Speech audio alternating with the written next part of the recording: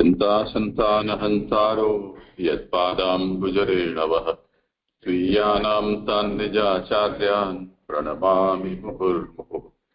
यदनुग्रहतो जन्तुः सर्वदुःखाभिभो भवेत् तमहं सर्वदा वन्दे श्रीमद्वल्लभनन्दनम्। अज्ञानतिमिरान्धस्य ज्ञानाञ्जनशलाकया चक्षुरुन्मीलितं येन तस्मै श्रीगुरवे नमः।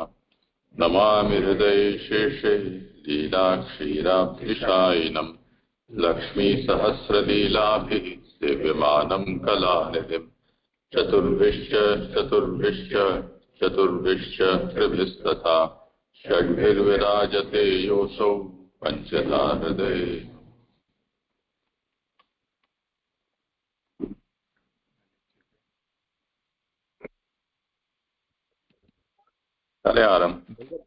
दंड प्रणाम जी।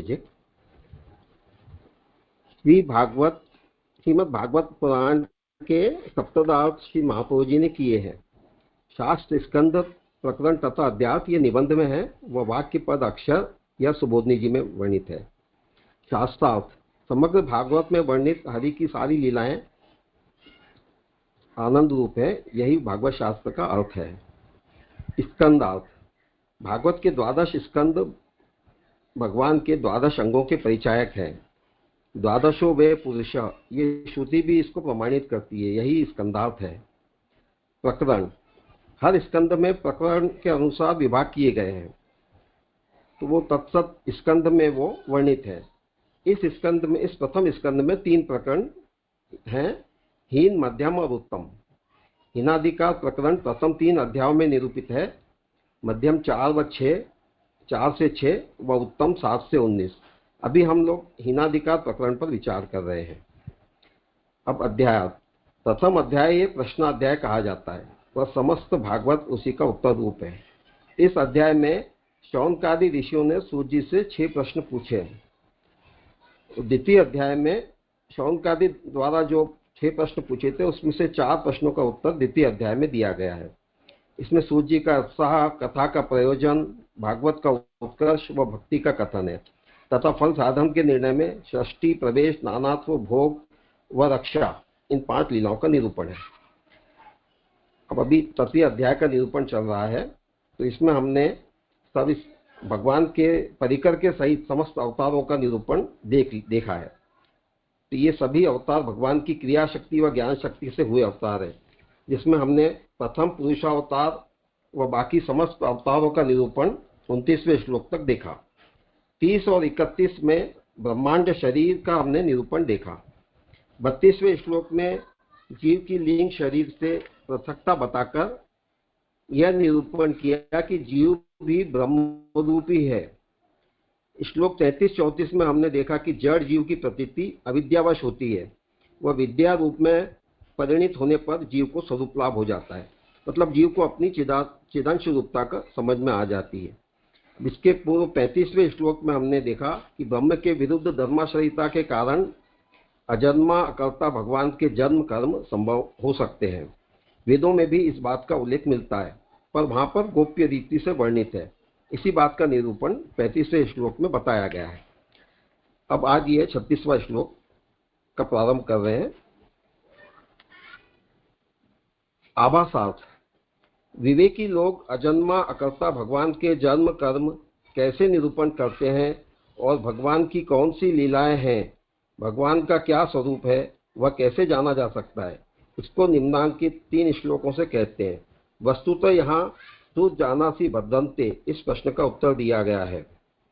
तो प्रथम अध्याय के प्रथम स्कंद के प्रथम अध्याय के 12वें श्लोक में जो प्रश्न किया है शौनकादि ऋषियों ने, वो उसी का यहाँ पर उल्लेख किया जा रहा है और उसी प्रश्न का उत्तर आगे यहाँ 3 श्लोकों में दिया जा रहा है। वहाँ पर उन्होंने तीन या 4 प्रश्न किए। एक तो भगवत स्वरूप क्या है, पूर्ण पुरुषोत्तम के अवतार का मुख्य प्रयोजन क्या है और भगवत लीला क्या है।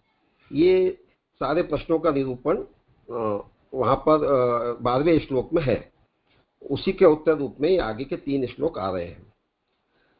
अब श्लोक स वा इदं विश्वम् अमोघ लीलः सजत वर्त्यति न सज्जते अस्मिन् भूतेषु चान्तर्हित आत्मतंत्रः षाड्वर्गिकं जिघ्रति षड्गुणेशः। श्लोकार्थ।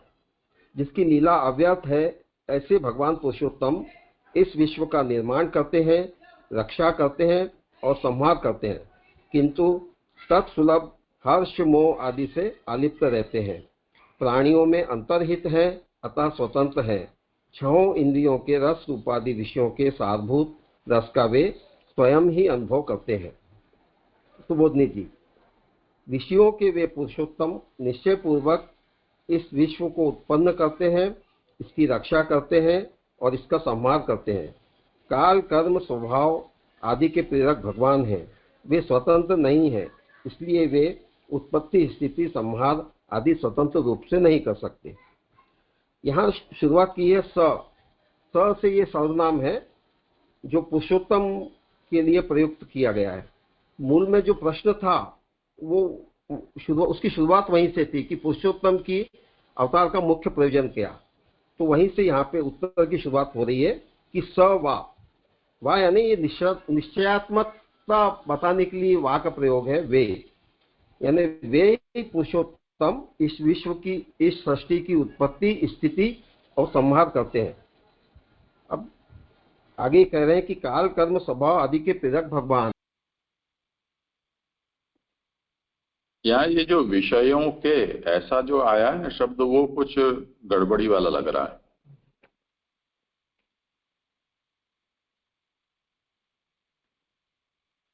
कहाँ से आ गया है विषयों के, ये पता नहीं है। पुरानी पुस्तक को कहीं देखें तो पता चलेगा। अभी उसको आप अर्थ में, विचार में मत लेना। वे पुरुषोत्तम वहां से शुरू हो रहा है, ऐसा मानकर चलना। हाँ जी जी, ये पुरानी हिंदी वाली पुस्तक में है यही, तो उसी पे यहाँ पर ये किया है। आपकी आवाज कट रही है, कुछ समझ में नहीं आया क्या बोले। हाँ, ये पुरानी हिंदी की पुस्तक में है जे ऐसा ही ऐसा लिखा हुआ है। शब्द। हाँ हाँ, ऐसा ही लिखा हुआ है। ठीक है, तो पर आप उसको अभी ब्रैकेट में डाल दो। ये कहीं भी मूल में ऐसा कुछ भी नहीं है। हाँ हाँ, मूल में तो नहीं दिखा जे। ठीक है, फिर से पढ़ लो।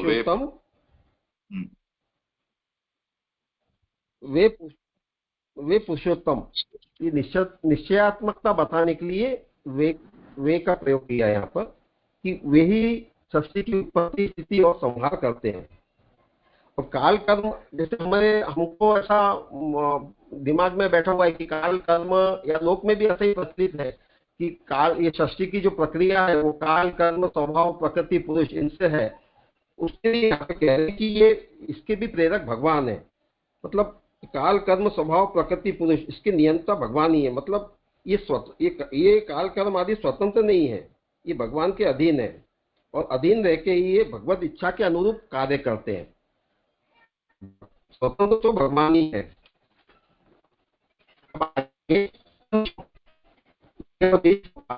जगत अक्षर काल कर्म स्वभाव प्रकृति और पुरुष से बनाया गया है। इस तरह अनेक प्रकार से जगत के निर्माण का निरूपण किया गया है। ललित जी, जरा आप अपनी आवाज कट रही है थोड़ा सा, और स्पीकर को सही करके पढ़ो थोड़ा। क्या आपका स्पीकर तो नहीं खुला? थोड़ा सा मैं प्रयास करता वो भी आ रहा है।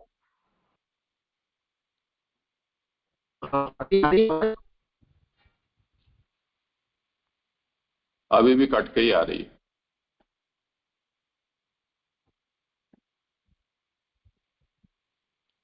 ये जो लोग भी प्रस्तुति करते हैं उनके लिए ये खास ध्यान से आप सूचना समझ लें कि अगर आप वाईफाई का उपयोग करते हैं तो इस समय, क्योंकि ज्यादातर परिवार के लोग घर में होते हैं और सब लोगों के फोन या टीवी चालू होते हैं, इसलिए वो जो बैंडविड्थ होती है वो उसमें बंट जाती है। तो या तो आप लोग उस समय दूसरे लोगों से प्रार्थना करें कि वो अपने अपने फोन चालू न रखें, या फिर आप अपने मोबाइल डेटा का उपयोग करें और ऐसी जगह बैठें कि जहाँ नेटवर्क अच्छा आता हो। अन्यथा ये समस्या लगी ही रहेगी।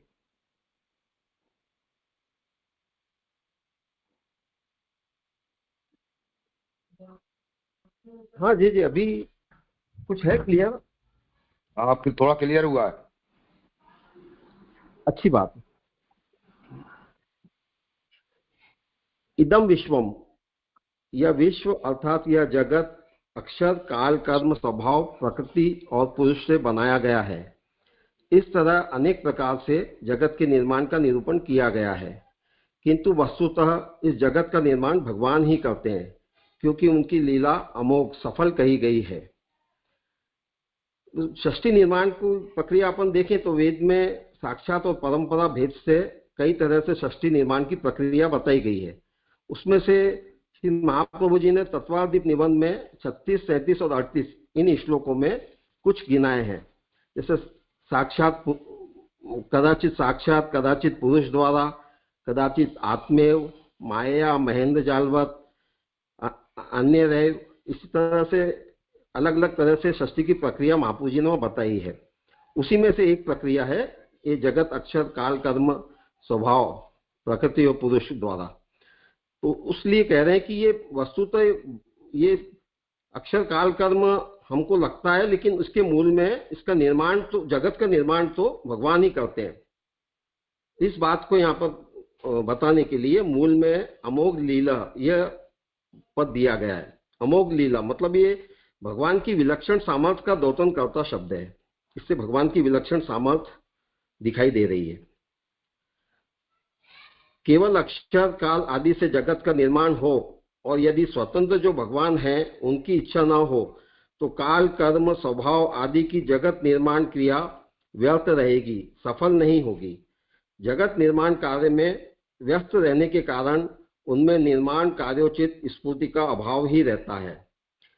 नहीं, यहाँ पर ये बात समझा रहे हैं कि अगर भगवत इच्छा के बिना स्वतंत्र रूप से काल कर्म स्वभाव आदि यदि जगत का निर्माण करने में प्रवृत्त होंगे तो वे सफल नहीं हो पाएंगे, क्योंकि अगर स्वतंत्र रूप से वे जगत का निर्माण कार्य करेंगे तो उनमें जो निर्माण कार्य में उचित जो स्फूर्ति है उसका अभाव ही मिलेगा। पर भगवान को इसमें कोई क्लेश नहीं होता, क्योंकि इनका निर्माण, यह निर्माण कार्य लीला रूप है और लीला में आभास नहीं होता।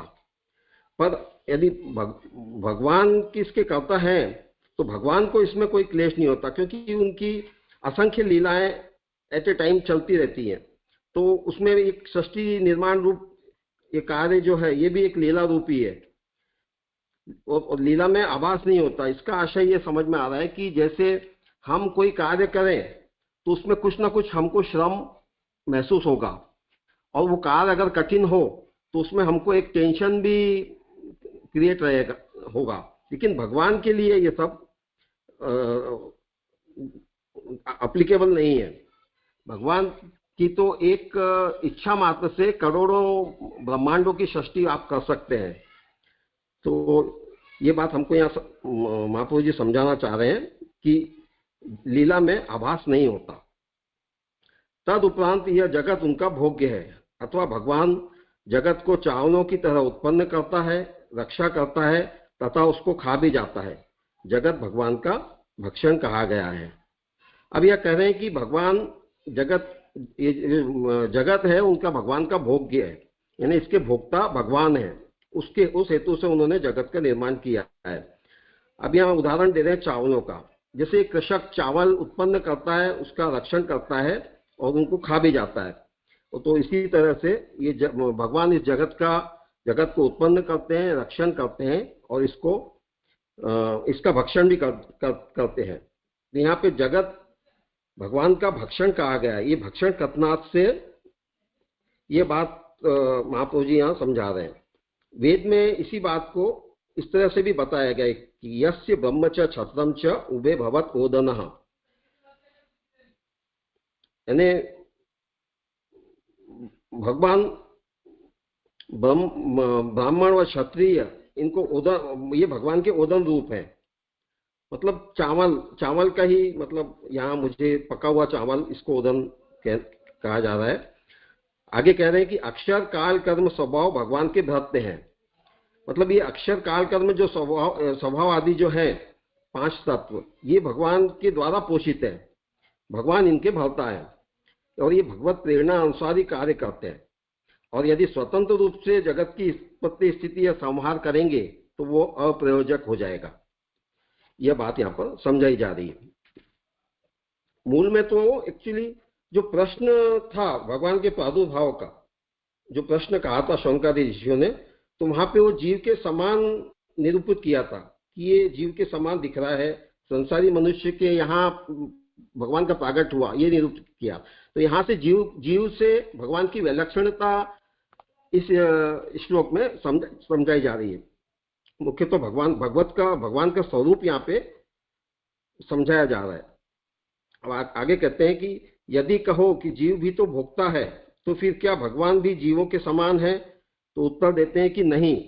विश्व निर्माण सुलभ जो गुण दोष रूप मोह हर्ष आदि हैं वे भगवान में नहीं है, इसलिए जीव से उनमें विलक्षण है।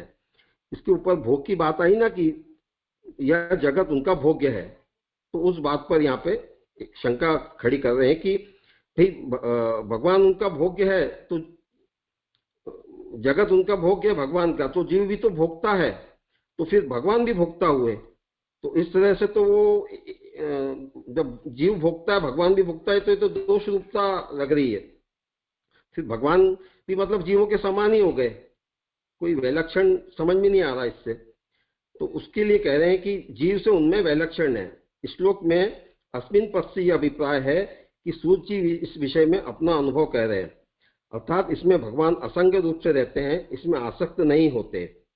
मतलब जीव जो भी भोग करेगा वो उसमें विषयों में आसक्त होकर भोग करेगा, पर भगवान का ऐसा नहीं है। भगवान अनासक्त रह के विषयों का भोग करते हैं।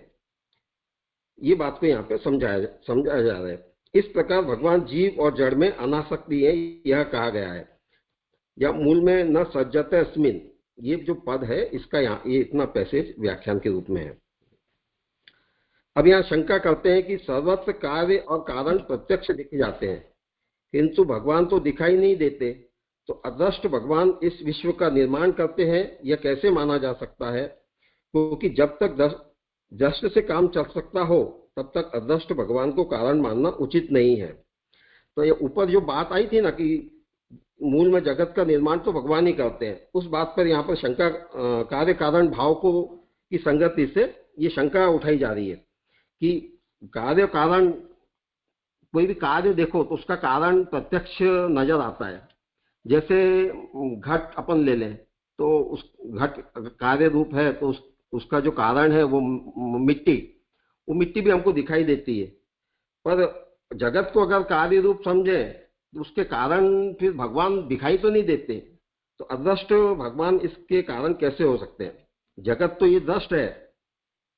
तो उसके लिए आगे कह रहे हैं कि भगवान विश्व में छिपे हुए हैं, इसलिए दिखाई नहीं देते। स्वतंत्र होने से उनके दर्शन संभव नहीं है। जो दृष्ट होते हैं वे परतंत्र होते हैं, भगवान परतंत्र नहीं है, इसलिए दृष्ट भी नहीं है। तो ये जो मूल पंक्ति में अंतर्हित आत्मतंत्र, इस बात का यहाँ पर स्पष्टीकरण दे रहे हैं कि भगवान हर जीव में छुपे हुए हैं, इसलिए वे दृष्ट नहीं होते। और जो परतंत्र होता है वही दृष्ट हो सकता है। ये बात यहाँ पर समझाई जा रही है। नलकुबर मणिग्रीव स्तुति में भी इस बात का थोड़ा सा प्रमाण मिलता है कि अलौकिकत्व संपादनार्थम भगवतः प्रत्यक्ष ग्राह्यत्वम निराकरोति, यानी ये अलौकिक स्वरूप है भगवान का, तो वो तो इतना इजीली दृष्ट नहीं होगा। ये बात यहाँ पर कही जा रही है। अब आगे कह रहे हैं, प्रश्न करो। हेलो, मेरी आवाज आ रही है ना? हाँ हाँ। ये आगे पहले आपने जो अस्मिन पद था ना वो पैराग्राफ में, कि श्लोक में अस्मिन पद से यह अभिप्राय है कि सूत जी इस विषय में अपना अनुभव कर रहे हैं, तो वो लाइन अपना अनुभव कोई प्रसंग है ऐसा कोई पुराण में, या फिर या अपना अनुभव कह रहे तो उससे समझना सानुभाव जैसा कुछ समझना है कि कैसे समझेंगे अनुभव?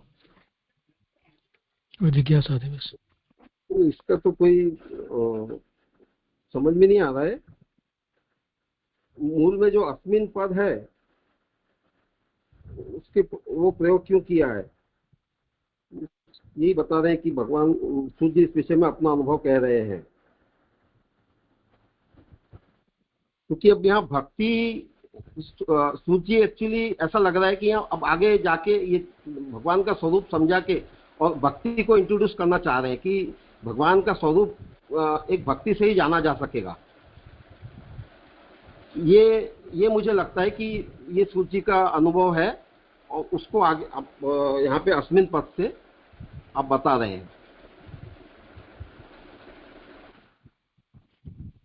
ज्ञान नहीं हो के अनुभव है उनका कि भगवान में ये वैलक्षण्य है। हाँ वैसे हाँ, ये भक्ति से ही मतलब ये बात समझ में आएगी, ये विलक्षणता। ज्ञान की दृष्टि से वो आगे भी यहाँ पे इसका खुलासा कर रहे हैं कि ब्रह्मा जी जैसे भी मोहित हो गए तो वो भी भगवान का स्वरूप तो वो भी नहीं समझ पाए।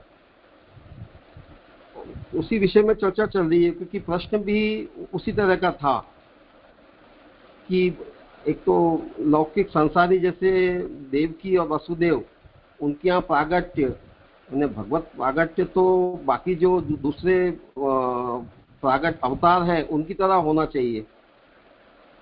ये सारी चीजों का खुलासा के लिए भगवान का यहाँ स्वरूप तीनों श्लोक से भगवान की स्वरूप और लीला अलग अलग तरह से उनकी लीला और स्वरूप को यहाँ भागवत का समझा रहे हैं, ऐसा मुझे समझ में आ रहा है। जी, मतलब भक्ति वाली बात बराबर है। मुझे सिर्फ इतनी जिज्ञासा थी, कोई अनुभव है तो कोई क्या प्रसंग है ऐसा कुछ या फिर कुछ नहीं, ऐसा कुछ कहीं और कहा गया। जी जी, नहीं ठीक है। हेलो, हाँ ललित जी, मेरा प्रश्न ये है।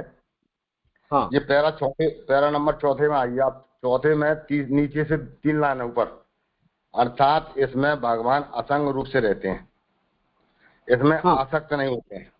तो पंच महाभूत और श्वास रूप जीव में, ये श्वास रूप शब्द जो नया आया जो इसको मैं समझ नहीं पाया, भगवान आसक्त नहीं होते, श्वास जीव रूप क्या है? पंच महाभूत और स्वांश रूप मतलब जीव के लिए कहा है ना, जीव भी भगवान अंशी है ना, तो वो जीव को आप उत्पन्न करते हैं लेकिन उसमें आसक्त नहीं होते। नहीं, पंच महाभूतों वाला तो हो गया शरीर आपका, और श्वास रूप जीव में, ये दोनों ही जीव के लिए हैं। पर श्वास रूप शब्द का कौन से जीव के लिए होता है? लिंग शरीर के लिए, सूक्ष्म शरीर के लिए तो होगा नहीं शायद, या उसके लिए? अभी अपन ने इसके पहले 32वें उसमें देखा था श्लोक में कि जीव भी भगवत अंश है, ये बात का निरूपण किया था। वो तो क्लियर है। हाँ, तो वो जीव को उत्पन्न करने के बाद भी भगवान उसमें आसक्त नहीं होते। तो अंश का मतलब स्व अंश, यानी खुद का अंश भगवान। स्व मतलब हाँ क्लियर होगा, संधि वगैरह कट हो गया।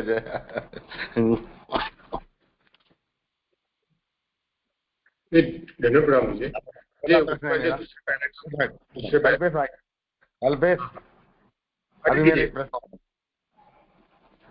कल्पेश में अभी एक प्रश्न और रह गया मेरा।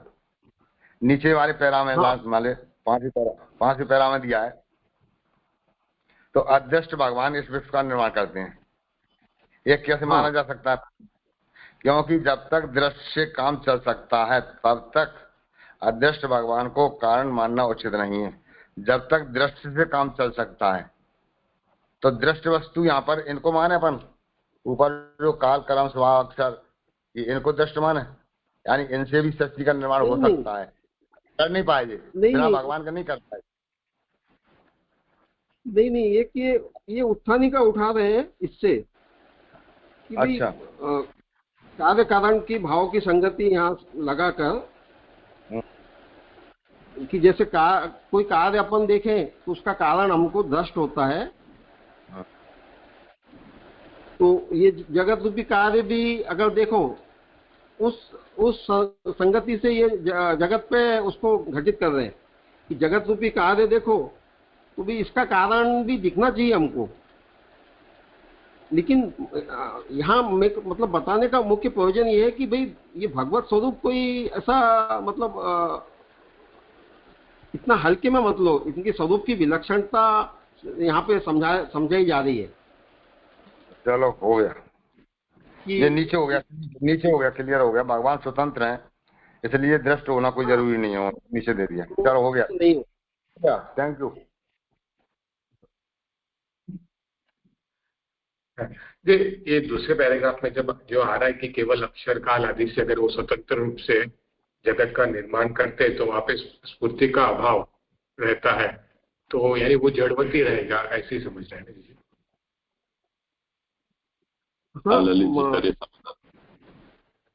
हाँ, मतलब भगवान के लिए कोई विशेष कार्य नहीं है। भगवान तो एक दृष्टि मात्र से आप जगत का निर्माण कर देते हैं। एक जगत नहीं, कई करोड़ों ब्रह्मांडों का निर्माण कर लेते हैं। पर अगर वो स्वतंत्र रूप से काल कर्म स्वभाव प्रकृति पुरुष ये जगत का निर्माण करेंगे तो वो जो सृष्टि निर्माण के लिए जो वो चाहिए पराक्रम, वो तो उनमें नहीं रह पाएगा ना, अगर स्वतंत्र रूप से करते हैं तो। भगवत इच्छा के अनुरूप करेंगे तो प्रभु का प्रमेय बल उनके साथ में रहे, कार्य करेगा, तो उसके कारण वो जगत ये सृष्टि का निर्माण कर सकेंगे। ऐसा मुझे यहाँ पे समझ में आ रहा है।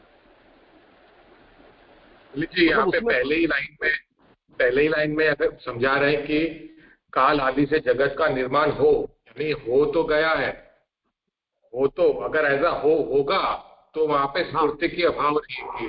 तो हो तो रहा है, लेकिन वहां पे कह रहे हैं कि आगे जाके कि कार्योचित स्फूर्ति का अभाव ही रहेगा। तो ये क्या है, यानी वो जड़वत, यानी वहां पे जीव वगैरह नहीं होगी, खाली जड़वत ही रहेगा, ये पूछना था।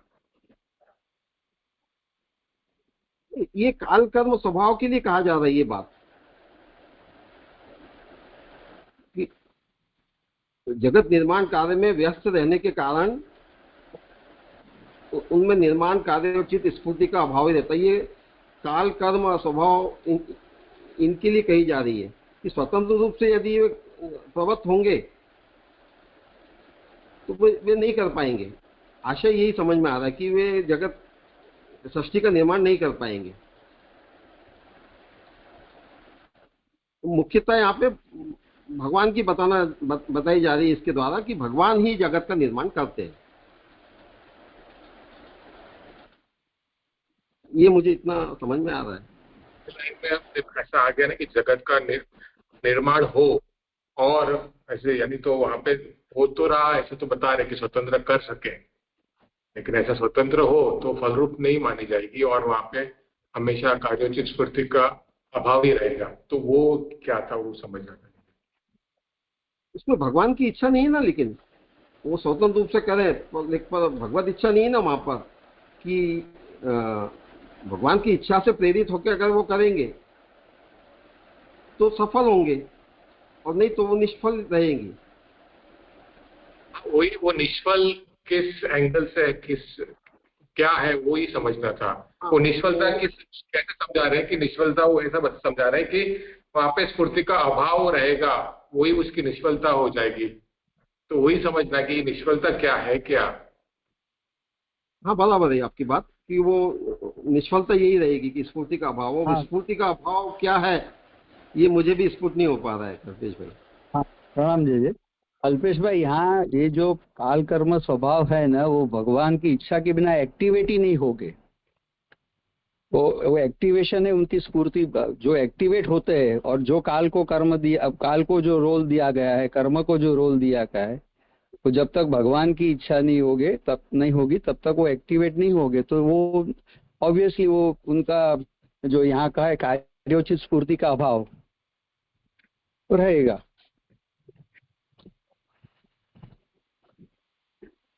हाँ, सही लग रहा है मुझे। ऐसा है कि कहना ये चाह रहे हैं कि चाहे काल ने की हो, चाहे कर्म स्वभाव प्रकृति ने की हो सृष्टि, पर कराने वाले तो भगवान ही है। इसलिए जो अंततः जो करता है वो भगवान ही करता सिद्ध होते हैं, और सब है वो मजदूर हैं, ऐसा समझ लो। अब मानो कि किसी मजदूर के मन में फालतू बैठा है, तो कुछ इच्छा है कि चलो मसाला पड़ा हुआ है और हम कुछ करें, तो वो समय बिताने के लिए ही सही कुछ कर देता है। कर भी दे तो वो किस काम का, किसके लिए, क्या उपयोग आएगा उसका? वो सफल नहीं है। जैसे आमतौर पर सरकारी योजनाओं में ऐसा ही होता है, सब सरकार की ओर से वो धन आवंटित किया जाता है, ग्रांट दी जाती है। अब जो सेंटर में बैठे हैं दूर, उनको ये पता नहीं होता है कि कहाँ, इतने बड़े देश में कहाँ किसकी जरूरत है, क्या है, नहीं। अब उनको वो खर्चा तो करना पड़ेगा, नहीं तो वो ग्रांट लैप्स जाएगी।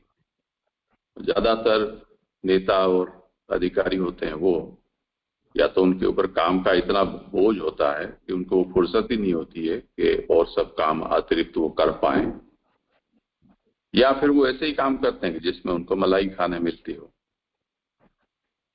तो जनता को उसका उपयोग प्राप्त हो, उपयोगिता हो, सिद्ध हो, ऐसा काम तो ऐसी ब्यूरोक्रेसी में कहीं हो नहीं सकता है। तो क्या करते हैं कि अंत में अगर वो लैब जाती है तो कुछ भी कर डालो, ऐसे करके और वो खर्चा डाल देते हैं।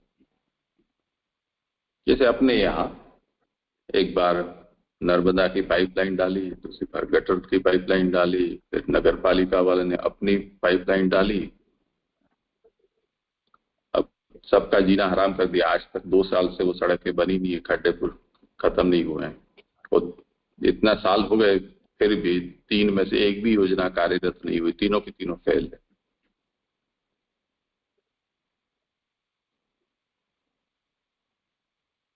तो ये यदि अमोघ लील होते भगवान की तरह तो ऐसा नहीं होता। पर ये तो ऐसे ही कुछ भी कर दिया है तो उसकी सफलता सार्थकता नहीं होती है सिद्ध। तो मानो कि काल है वो बड़ा शक्तिशाली है, इसी तरह कर्म स्वभाव आदि अक्षर भी बड़े शक्तिशाली है, उनमें बहुत सारा सामर्थ्य है सब। तो काम का क्या?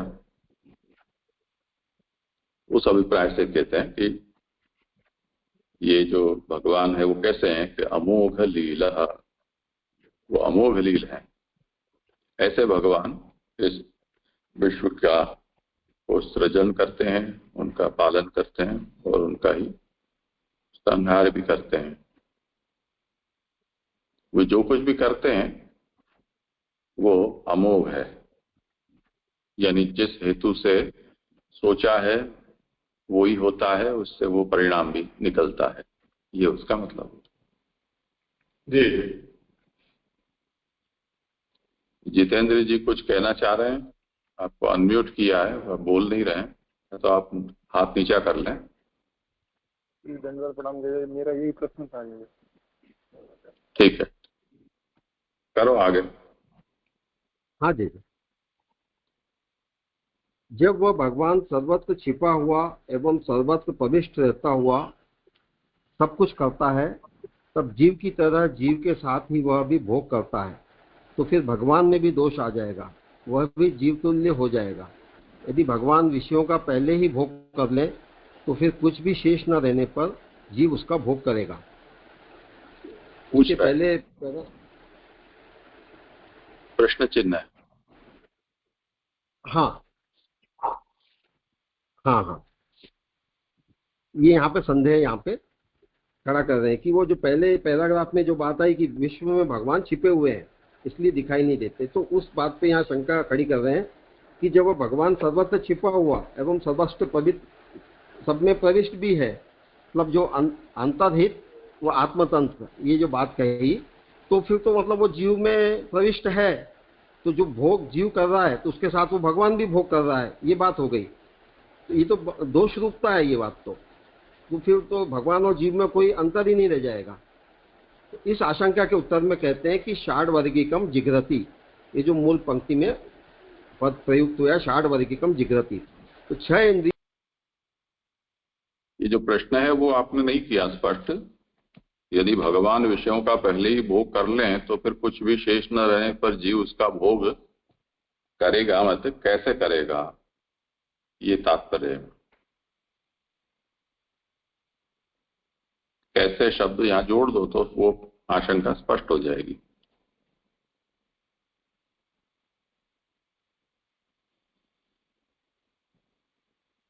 यानी भगवान सब में अंतरित होकर, अनुप्रविष्ट होकर यदि करते हैं तब फिर भोग में दोष आएगा, क्योंकि जैसे जीव भोग करता है तो उस भोग से उसको बंधन होता है।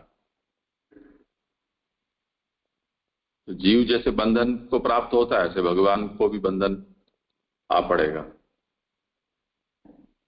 और यदि जीव के पहले भगवान भोग कर लेते हैं तब फिर वो बचेगा ही नहीं भोग, तो जीव किसका भोग करेगा, ये प्रश्न है।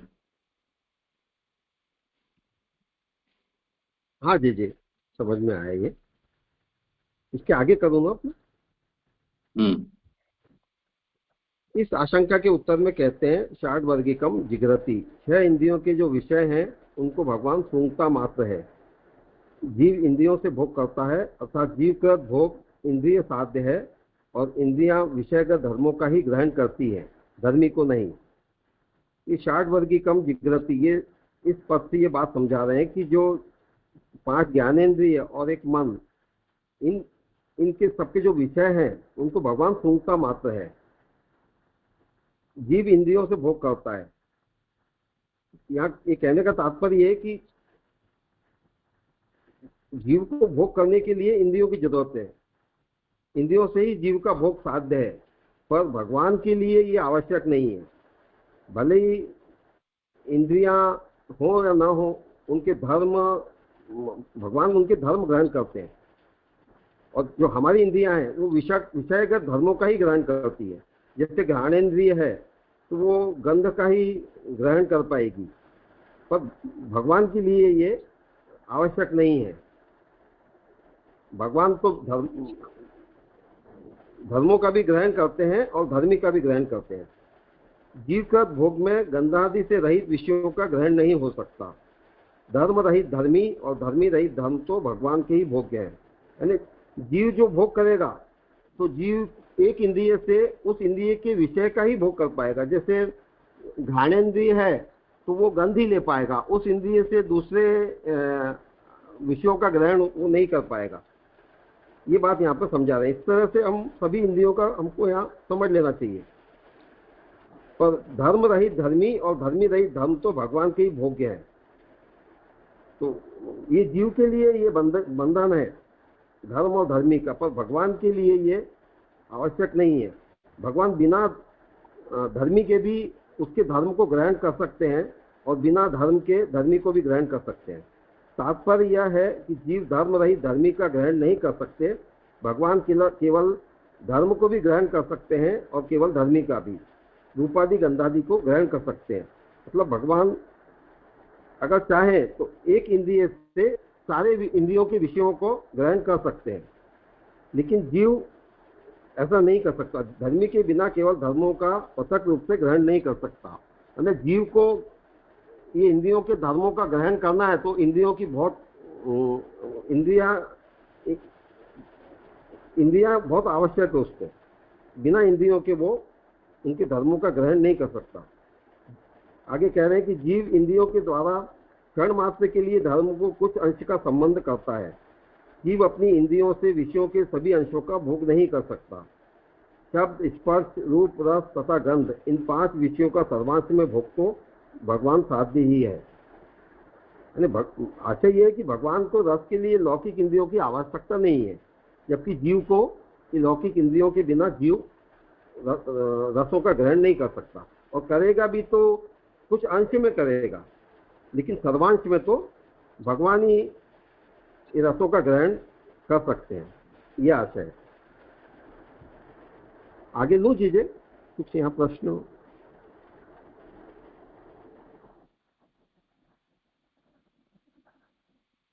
जो उन्होंने समझाया कि भगवान एक ही इंद्रिय से बाकी जितनी इंद्रिय का विषयों को ग्रहण कर सकते हैं, तो भगवान हाँ। की इंद्रिया नहीं समझ में आए। ये भगवान का स्वरूप यहाँ पे समझा रहे हैं कि भगवान ये जो कहा ना, जीव का भोग इंद्रिय साध्य है, तो जीव का जो भोग है वो इंद्रियों के बिना साध्य नहीं है। लेकिन अब इसका अपन अपोजिट करें तो भगवान के लिए इंद्रिय साध्य जरूरी नहीं है। यानी जैसे वो एक वेदों में आता कि गीता जी में भी आता है ये बात कि भगवान के पैर नहीं है लेकिन वो चल सकते हैं, भगवान के हाथ नहीं है फिर भी वो खा सकते हैं। इस तरह का एक वर्णन आता है ना, तो भगवान को इंद्रियों की जरूरत नहीं है। हमारी दृष्टि से इंद्रियां आवश्यक है भोग के लिए, लेकिन भगवान को अगर भोग करना है तो इंद्रियों की आवश्यकता नहीं है।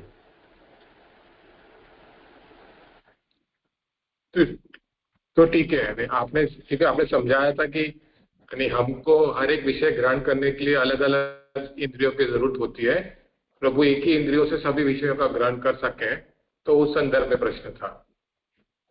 हाँ, तो उसी परिप्रेक्ष्य में अपन वहां पे भी विचार कर सकते हैं कि हमको तो जैसे भी स्वाद लेना है तो हमको रसना की आवश्यकता रहेगी। हम नेत्रों के द्वारा उसका स्वाद अनुभूत नहीं कर पाएंगे, लेकिन भगवान के लिए ये एप्लीकेबल नहीं है। भगवान के केस में भगवान तो दृष्टि से भी आरोग्य लेते हैं ना, अपने यहाँ ये आती है कि भी दृष्टि से भी भगवान आरोग्य लेते हैं।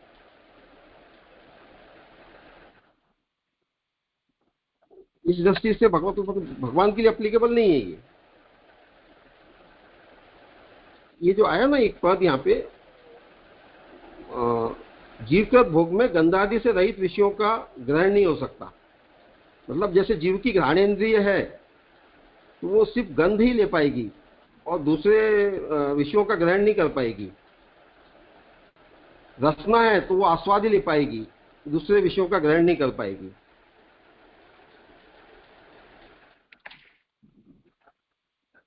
हेलो, मेरा ये क्वेश्चन था। तात्पर्य ये है कि जीव धर्म रहित धर्मी का ग्रहण नहीं कर सकते, भगवान केवल धर्म को भी ग्रहण कर सकते हैं और केवल धर्मी का भी।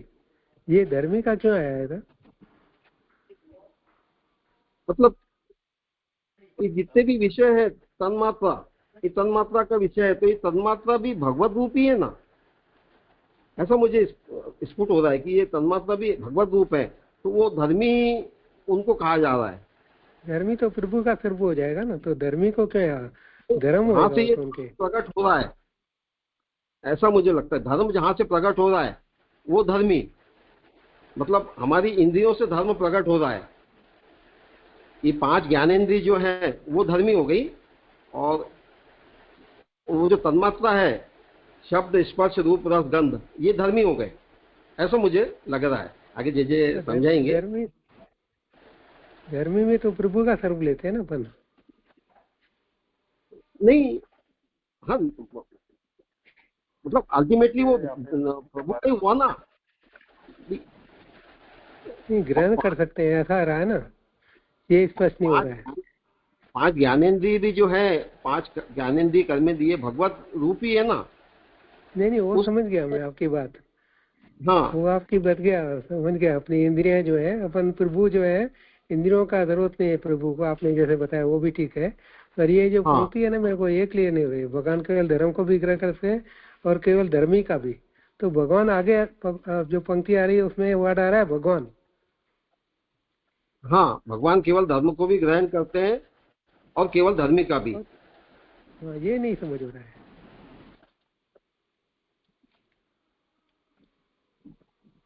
प्रणाम जय जय। धर्म रहे धर्मी और धर्मी रहे धर्म, ये स्पष्ट नहीं हो पाएगा। नहीं, एक स्वरूप में तो स्पष्ट है धर्म का जो बराबर है, पर धर्मी को भी ग्रहण कर सकते हैं। ये क्या मतलब उसका? जय आप स्पष्ट करिए। हाँ करते हैं। और किसी को कुछ कहना हो इस विषय में?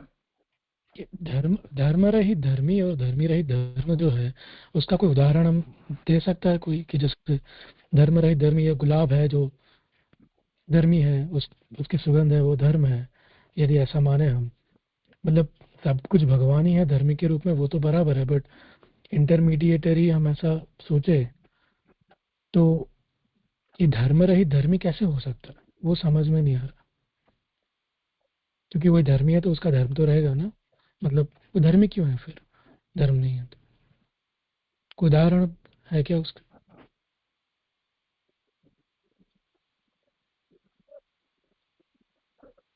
जीव की दृष्टि से मुझे लगता है समझाने में आ रहा है। जीव की दृष्टि से कोई विषय ऐसा हो सकता है जिसमें धर्म ना हो, पर धर्मी कहा इसलिए मुझे था, धर्मी क्यों कहा फिर, धर्म नहीं है तो?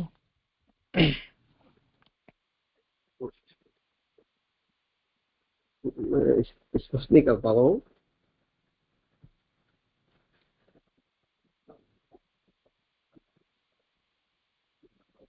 पुलकित, मतलब तेजस कुछ कहना दंडवत प्रणाम इस जय जय। विषय में? हाँ इस विषय जी में जय कुछ जय। कहना हो? जी जय जय। अभी जैसे ये अपन, मतलब मैंने सुना किन्हीं से कि जैसे पुष्प की बात आई तो पुष्प धर्मी हम समझे और गंध को उसका धर्म समझे, तो हम जीव अपने इंद्रियों जैसे नासिका के द्वारा उस जो गंध तन्मात्रा है उसको हम ग्रहण कर पाएंगे। तो वहाँ पे जो पुष्प धर्मी, गंध जो धर्म और हमारी नासिका जो इंद्रिय है, तीनों का एक साथ रहना आवश्यक है जिससे हम उस विषय को ग्रहण कर पाए। पर प्रभु के संबंध में ये जो लिमिटेशन है ये वहाँ पे उपस्थित मतलब मान्य नहीं रह जाती है। ऐसा समझ में आ रहा है कि जीव धर्म रहित धर्मी का ग्रहण नहीं कर सकते, परंतु भगवान जो हैं वो केवल धर्म को भी ग्रहण कर सकते हैं और केवल धर्मी का भी।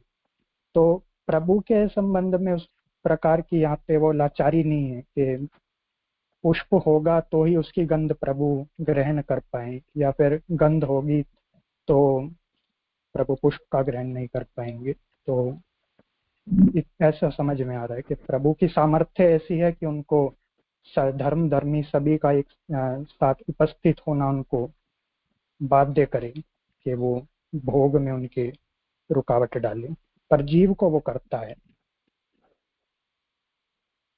ये कहना था मैं। जी जी मतलब जीव के लिए है पूरा सेटअप होना चाहिए, वरना हम केपेबल नहीं रह जाते वो भोगने के लिए, जबकि भगवान सर्वत्र सर्वथा सर्व विषय भोग सकते हैं विदाउट इंद्रियस, वो मतलब जी, ऐसे क्योंकि ना प्रभु ही सर्वरूप में ही विराजमान है। प्रभु ने ही सबका रूप धारण किया है, सृष्टि प्रभु ने ही प्रकट की है। तो उसमें प्रभु को कोई ऐसा सामर्थ्य नहीं है कि वो किसी एक अंश के होने का उनको मैंडेटरी चाहिए कि इसके बिना हम ग्रहण नहीं कर पाएंगे। ऐसा मुझे लगा। अब बताइएगा कुछ मैंने गलत कहा हो। नहीं, ऐसे समझ में मुझे आता है। ऐसा लग रहा है कि ये जो ऐसा लग रहा है कि यहाँ पे जो बात जो है ना, वो जीव अपने इंद्रियों से विषयों के भी सभी अंशों का भोग नहीं कर सकता है। यानी कि जो विषय जो जीव है उसका अपना जो लिमिटेशंस है, तो उसकी इंद्रियों का भी लिमिटेशंस है, और उसी तरीके से वो जो धर्म है वो धर्मी के साथ ही ग्रहण कर सकता है, उसके अलावा तो वो ग्रहण भी नहीं कर सकता है वो लिमिटेशंस के हिसाब से। तो जो सर्वांश में जो भोग है वो तो भगवत साध्य ही है, तो उसके रेफरेंस में ही शायद ऊपर आ रहा है। समस्या ये आ रही है कि भगवान का नाम आया आगे, बाकी जीव का तो मैं समझ गया, आपने बताया जैसे।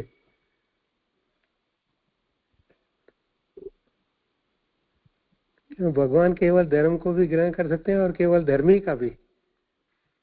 तो केवल प्रभु शब्द के लिए कहाँ आ है? रही है, लिखा है ना, भगवान केवल धर्म को भी ग्रहण कर सकते हैं और केवल धर्मी का भी।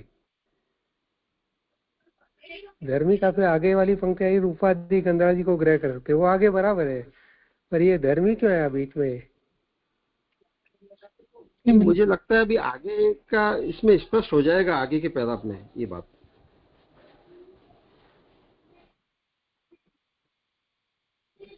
प्रश्न यहाँ से शुरू हुआ था कि भगवान कैसे हैं। भूतेषु चांतरहित आत्मतंत्र षाड्वर्गिकम जिघ्रति षड्गुणेशः। भगवान कैसे हैं?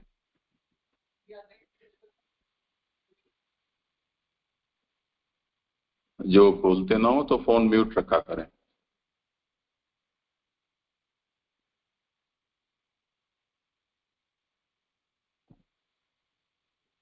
वो भूतों के अंतर्हित हैं और आत्मतंत्र हैं, यानी भगवान के ऊपर किसी और का प्रभाव नहीं है, इस अर्थ में वो आत्मतंत्र हैं। और जो भोग कर रहे हैं भगवान, वो भूतों के अंतर्हित होकर कर रहे हैं। किसका भोग कर रहे हैं? षाड्वर्गिकम,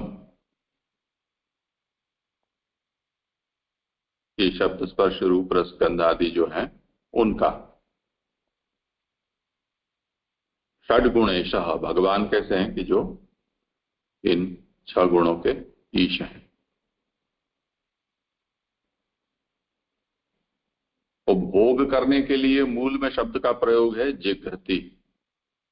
जिघ्रता यानी सूंघना। अब भोग है वो, जैसे हम लड्डू खाते हैं, उसमें जो आहार्य पदार्थ या विषय है वो हमारे भीतर प्रविष्ट होता है। तो धर्म सहित धर्मी हमारे अंदर प्रविष्ट होते हैं। जो रस है वो रसनेन्द्रिय से उसकी अनुभूति होती है। तो रसनेन्द्रिय है, यानी हम चालू भाषा में कहें तो जीभ, हमारी जो जीभ है उसका संबंध आहार्य पदार्थ के साथ होना चाहिए। अब वो हम लेते हैं तो कई चीजें ऐसी भी होती हैं कि जो जीव के ऊपर ही केवल रखते हैं और फिर थूक देते हैं, जैसे च्युइंगम होती है। बहुत सारी ऐसी चीजें हैं कि जिनको हम चूसते हैं और हम निगल भी जाते हैं, पेट में भी उतार देते हैं। जैसे कोई आम चूस रहा है तो केवल भले ही गुठली फेंक देगा, छिलके फेंक देगा, पर चूसता तो रस है, तो उस रस को तो जिह्वा पे लेता है, उससे उसका स्वाद भी अनुभव करता है और उसके बाद उसको अपने भीतर भी उतारता है। तो धर्म के साथ धर्मी का यहाँ आस्वादन का ये प्रकार हुआ। अब हम जिसको चूस के फेंक देते हैं, अब ये मानकर कि ये रसहीन हो गया, मानो कि गन्ने का रस निकाल लिया और रसहीन जो गन्ने का वो है उसको हमने फेंक दिया। पशु उसको खा लेते हैं।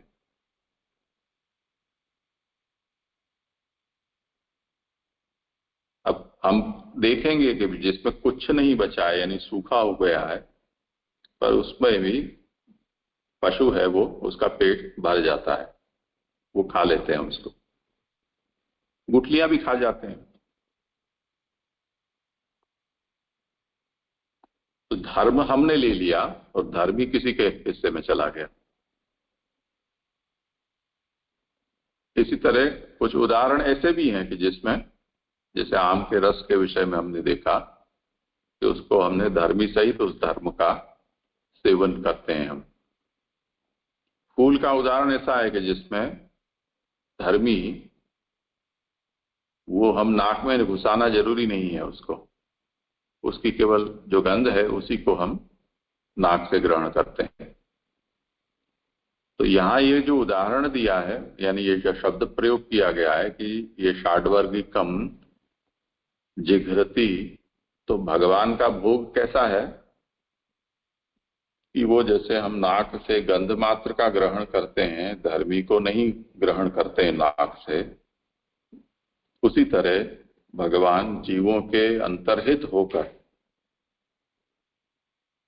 विषयों को मात्र ग्रहण करते हैं। वो विषय जिस पदार्थ में निष्ठ है वो धर्मी का ग्रहण भगवान नहीं करते हैं।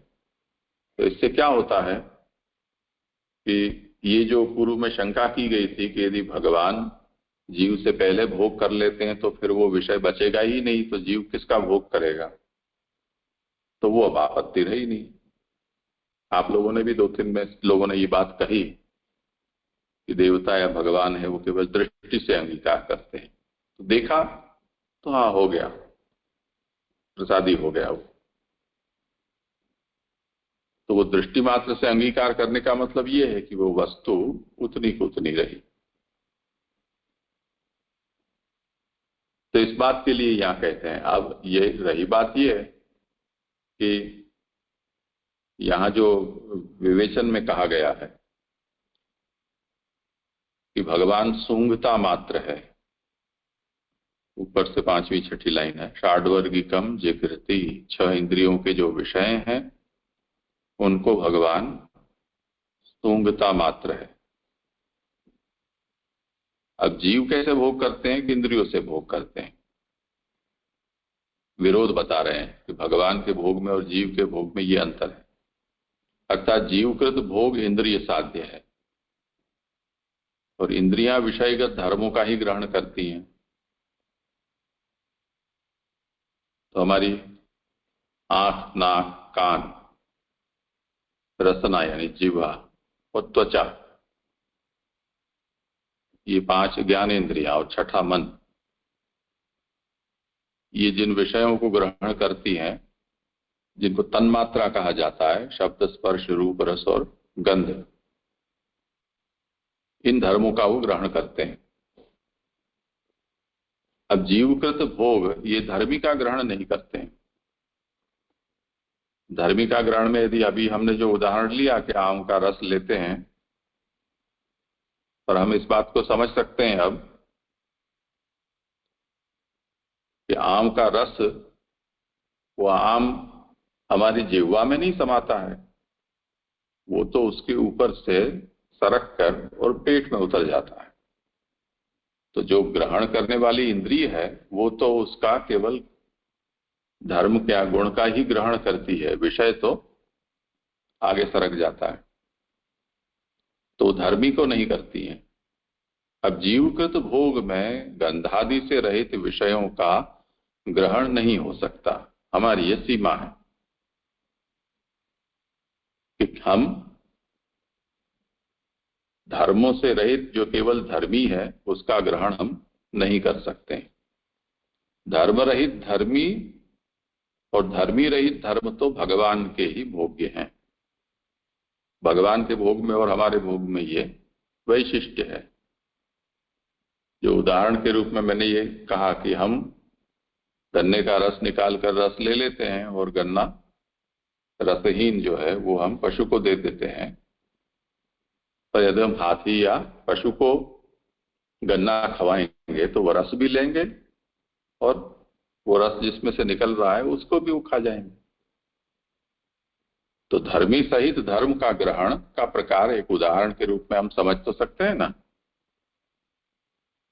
तो उसी तरह भगवान में ये भले ही ये सर्वांश में उदाहरण नहीं है, उसमें हम इतना संशोधन कर देंगे कि वो जिह्वा है वो आस्वाद करके और उसके बाद जो जिसमें से वो पदार्थ रस निकला है उस रस को वो पेट में डालते हैं। तो वो जिह्वा में वो गन्ना समाता नहीं है, केवल उसका रस यानी उसकी जो मिठास है उतना ही केवल रसनेन्द्रिय के संसर्ग में आता है। बाकी पानी वानी है वो भी वो सब अधिकतर चला जाता है पेट में।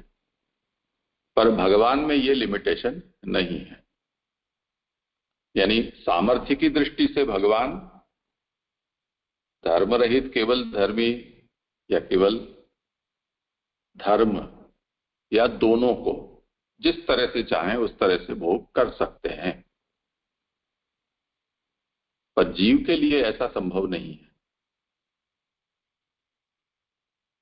इसलिए भगवान जब जीव रूप से कुछ ग्रहण कर रहे हैं, क्योंकि आगे हमने देखा कि ये जीव रूप भी भगवान ही हैं, जैसे जड़ रूप भगवान है, उस तरह से जीव रूप भी भगवान है।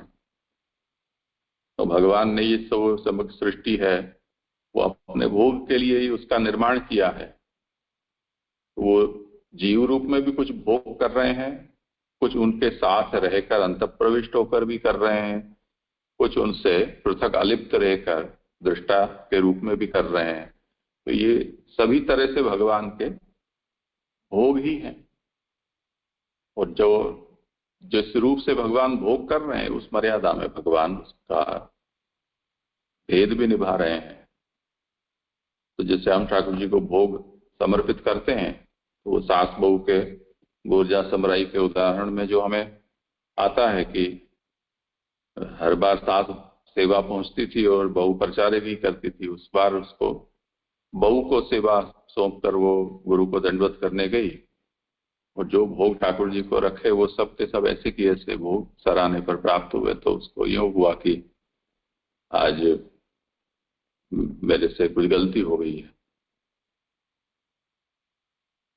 तो 2-3 बार ऐसा हुआ, तब ठाकुर जी ने उसको कहा कि अब मैं तुम्हारे देखते हुए भोजन कर रहा हूं, तो तुम देखना कि मैं जिसका भी भोजन करता हूं वो कम नहीं होता है। तो इस तरह से भगवान वहां भोग करते हैं। और ऐसा ही प्रसंग वार्ता जी में दूसरा भी आता है, कोई मर्यादा मार्गी वैष्णव और पुष्टि मार्गी वैष्णव, वो ठाकुर जी पधरा के उसके यहाँ गया और वो कह रहा कि हमारे ठाकुर खाते हैं तो सब कुछ थाली चट कर जाते हैं और तुम्हारे ठाकुर की थाली ऐसी कैसी भरी रहती है, तो तुम्हारे ठाकुर तो भूखे ही रहते हैं, तो मेरे ठाकुर तो। और उस दिन फिर जब उसके ठाकुर आए ही नहीं खाने के लिए और थाली भरी की भरी रहेगी, तो उसने झगड़ा किया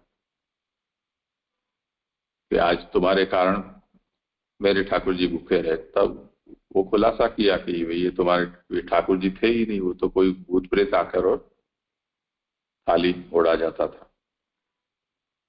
ठाकुर जी उस दिन पधारे, उसके कारण वहां उसकी आने की हिम्मत नहीं हुई। तो अब ये एक अलग तरह का भोग है, भगवान अपने तरह से भोग करते हैं। भगवान जीव रूप से अलग प्रकार से भोग करते हैं।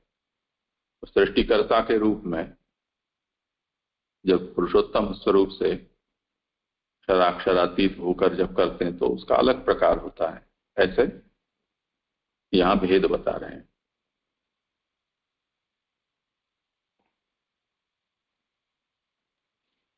ये अच्छी तरह स्पष्ट हो गया। दंडित प्रणाम जी।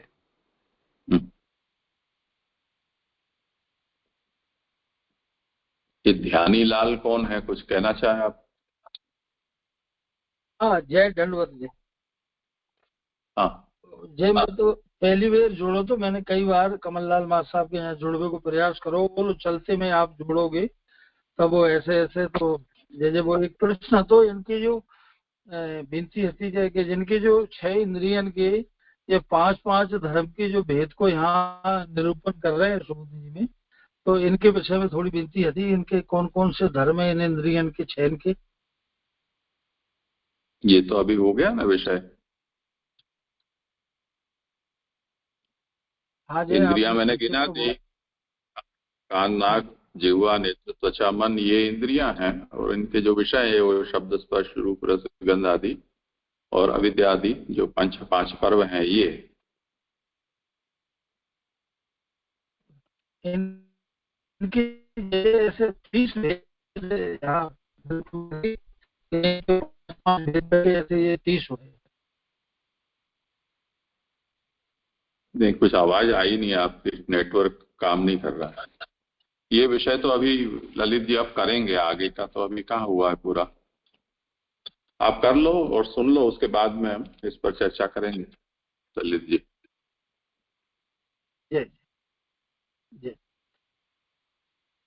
हाँ जी जी, बहुत अच्छी तरह से स्पष्ट हुआ पूरा पूर्व का। अब आगे, भगवान धर्मों को ही ग्रहण करते हैं। लोक में केवल धर्म का ग्रहण करना यह तो सुगंध में ही संभव है और सुगंध का ग्रहण घ्राणेन्द्रिय ही कर सकती है। इसलिए श्लोक में केवल धर्म बोधक जिघ्रति पद दिया गया है। श्लोक में जिग्रति पद का पहले तो स्पष्ट किया, अब और अच्छी तरह से उसको स्पष्ट कर रहे हैं कि भगवान धर्मों को ही ग्रहण करते हैं। यहाँ जो मुझे थोड़ा सा ये हो रहा है, पहले ऊपर धर्मी की भी बात की, अब यहाँ पे सिर्फ धर्म को ही ग्रहण करते हैं ये कह रहे हैं, तो ये समझ में नहीं आ रहा है। लोक में केवल धर्म का ग्रहण करना या तो सुगंध में ही संभव है। यहाँ एक सुगंध के उदाहरण से, जो मूल पंक्ति में जिग्रति दिया है, तो सुगंध के उदाहरण से ये बात समझा रहे हैं कि सुगंध का ग्रहण हमारी घ्राणेन्द्रिय कर सकती है, इसलिए यहाँ पर धर्म बोधक ये जिग्रति पद ये दिया गया है। जीव की 6 इंद्रियों में कर्ण, नासिका, जिह्वा, नेत्र, त्वचा, मन, प्रत्येक इंद्रिय पंच पर्वा विद्या से यानी देहाध्यास, इंद्रियाध्यास, प्राणाध्यास, अंतःकरणाध्यास तथा स्वरूप स्मृति इनसे व्याप्त है। इसलिए प्रत्येक इंद्रिय के 5-5 भेद होते हैं। तद अनुसार 6 इंद्रियों के 30 भेद हुए। तो ये जो 5 इंद्रियां हैं, 6 इंद्रियां, और हर एक इंद्रिय में ये अध्यास काम कर रहे हैं। ये 5 तरह के अध्यास, इस तरह से 6 गुणिला 5 तो 30 ये इंद्रियों के भेद हो गए। और इस तरह 30 भेदों के विषय भी 28 तत्व, स्वयं भगवान तथा भक्ति, इस तरह कुल मिलाकर 30 है। यहाँ मुझे ऐसा लग रहा है कि ये जो 30 भेद है, इसकी यहाँ संगति 28 तत्व तथा भगवान तथा भक्ति, इस तरह से ये 30 का वो संगति बता रहे हैं। तो उसमें मुझे मेरी मति के अनुसार ऐसा लग रहा है कि जहाँ सांख्य की परिभाषा में सांख्य का वर्णन जहाँ आता है तत्वादीप निबंध में, सांख्यो बहुविध प्रोक्ता तत्रेक सत प्रमाणक अष्टाम विशंति तत्वानाम स्वरूपम यत्र वे हरि। तो ये 28 तत्व वहां पे हरि ही बताए हैं। तो इस तरह 28 तत्व का भोग करने वाले भगवान, 28 तत्व और उनका भोग करने वाले भगवान और भक्ति, इस तरह मिलाकर 30। तो ये जो 30 भेद हैं, इनके सारभूत रसों का स्वयं भगवान ही अनुभव करते हैं। ये बात यहाँ पर बता रहे हैं कि पूरी तरह से भगवान ही इन रसों का सारभूत में अनुभव करते हैं। अब आगे कह रहे हैं कि मन से ग्राह्य जो ज्ञान है उस सहित चक्षु आदि से ग्राह्य जो रूपादि है, वे जीव को सर्व रूप में सर्वांश में प्राप्त नहीं होते। ज्ञान सहित रूप, रस, गंध, शब्द, स्पर्श ये जीव को सर्व रूप में नहीं मिलते, किंतु उसके अमुक भाग ही एक देश रूप में किसी तरह प्राप्त होते हैं। भगवान में यह नहीं है, क्योंकि भगवान षड गुणेश, 6 गुणों के ईश हैं। ईश होने से भगवान नियामक है और ये समस्त विषय उनके अधीन है, इसलिए इनका सर्वांश में भोग भगवान ही कर सकते हैं। यहाँ कह रहे हैं कि ये जो 5 ज्ञानेंद्रिय हैं, उनसे जो हम विषय ग्रहण करते हैं तो उसकी अनुभूति हमको मन में होती है। तो ये जो ग्राह्य जो उनका ज्ञान है, 5 इंद्रियों से जो विषय का जो हमको ज्ञान होता है वो हमारे मन में होता है। तो इसी तरह चक्षु आदि से ग्राह्य जो रूपादि है, तो एक इंद्रिय का यहाँ पर मुझे लगता है दृष्टांत रूप में बता रहे हैं कि चक्षु से जो रूप आदि है, तो वो जीव को सर्व रूप में सर्वांश में प्राप्त नहीं होते। मतलब हमको अभी जैसे ऊपर जे ने बताया कि कुछ धर्म का कुछ अंश का संबंध हमारे साथ रहता है, और पर भगवान का ऐसा नहीं है। भगवान उसको सर्वांश रूप में हमको प्राप्त नहीं है, पर भगवान उसको सर्वांश रूप में भगवान भोग करते हैं उसका। हमको कोई उसका एक ही भाग के रूप में किसी तरह हमको प्राप्त होते हैं। मुझे ऐसा समझ में आ रहा है कि जैसे एक इंद्रिय का हम एक बार में अनुभव कर पाते हैं, पर भगवान सारी इंद्रियों के जो अनुभव हैं, सारे रसों का, वो एक साथ कर सकते हैं। इसलिए यहाँ पर षड गुणेश, 6 गुणों के ईश भगवान है। ईश होने से भगवान नियामक है, यानी ये सारे विषय उनके अधीन हैं, इसलिए इनका सर्वांश में भोग तो भगवान ही कर सकते हैं। इस श्लोक में भगवान का वर्णन और उनकी लीला प्रतिपादित की गई है, और भगवान सारभूत रस का उपभोग करते हैं, यह प्रयोजन भी कहा है। तो ऊपर जो प्रश्न था कि भगवान की लीला और भगवान का वर्णन, वो चीजें यहाँ पर इसमें खुलासा की गई है। यहाँ पे कुछ और विचार नहीं है। संपूर्ण हुआ। यहाँ जीव जिन रूप रस गंध स्पर्श इनका सर्वांश में क्यों नहीं कर सकता है? मतलब ये थोड़ा कोई एग्जाम्पल से समझा सकते हैं? जीव की लिमिटेशन है। एक अभी जैसे ऊपर की पैराग्राफ में जे ने समझाया था कि वो विषय तो अंदर चले जाता है, थोड़ा बहुत देर के लिए वो उसका रस का अनुभव करता है, लेकिन ये यहाँ जीव की लिमिटेशन है। पर भगवान के लिए ये बंधन नहीं है। वो पूरी तरह से तो सभी अंशों का भोग नहीं कर सकता जीव धर्म और धर्मी दोनों को ग्रहण नहीं कर सकता, ये कहना चाह रहे हैं? हाँ, वो ग्रहण करेगा भी तो थोड़ी देर के लिए, कुछ अंशिक में। वो भी धर्म का ही ग्रहण करेगा। अभी जैसे ऊपर हुआ ना कि धर्म का ही ग्रहण करेगा, धर्मी का तो ग्रहण कर ही नहीं पाता वो। धर्म को भी कुछ अंश में ही ग्रहण कर सकता है वो।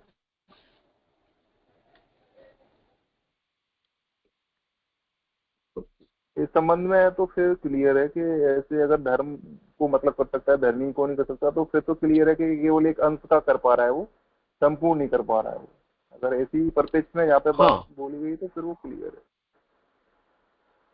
ठीक है। हाँ, जैसे ऊपर बताया ना कि लोक में केवल धर्म का ग्रहण करना यह तो सुगंध में ही संभव है। सुगंध के उदाहरण से हम समझ सकते हैं कि जैसे सुगंध एक धर्म है।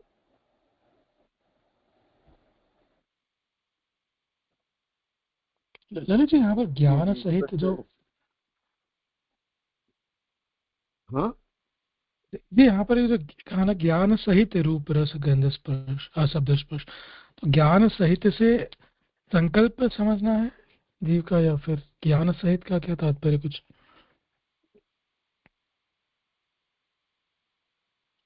मतलब जो चीज जो रस हमने लिया है उसका ज्ञान हमको मन में होता है ना।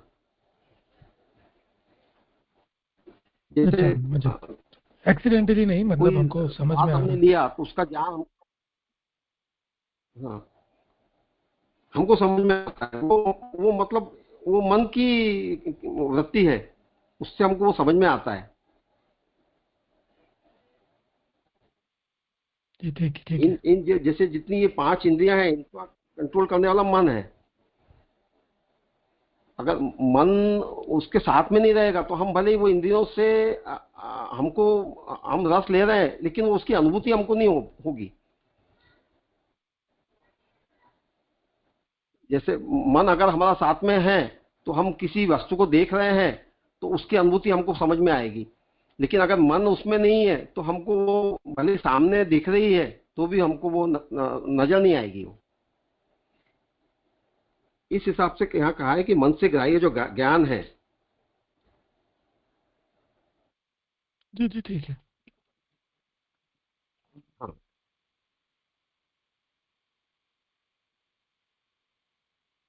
और कुछ है विचारणी?